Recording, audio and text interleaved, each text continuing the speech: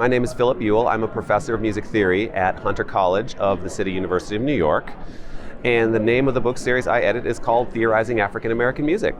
What especially excites me is how this book series provides a space for scholars, particularly young scholars is what I'm looking for, but of course anybody can submit a proposal to the book series, providing a space for people to explore new ideas, new pathways in analyzing and theorizing African American music. So often in the past, for the past several decades, frankly, when musical genres, black musical genres have been examined in music theory, usually it's white men doing it, and there's a certain antiseptic, there's a certain stripping the music of its blackness and therefore its humanity, and then putting it through the agreed upon music theoretical analytical tools. And that frankly has its problems, and I think many people realize that now. And Theorizing African American Music foregrounds BIPOC and black voices as we analyze and theorize this music, and it's really exciting. I'm happy to provide that space.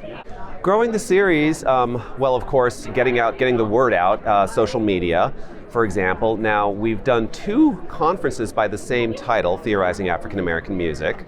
One was just a few days ago at the University of Colorado, Denver. It was a pre-conference to this conference. And in my opening remarks and in the introduction of the keynote speaker, Fredera Hadley, I was able to essentially plug the series and make a plea to the audience. If you're working on these topics, there were 26 outstanding papers. And if there are book ideas out there, I want to come and see me and we can talk about it. And in point of fact, 2 people already have.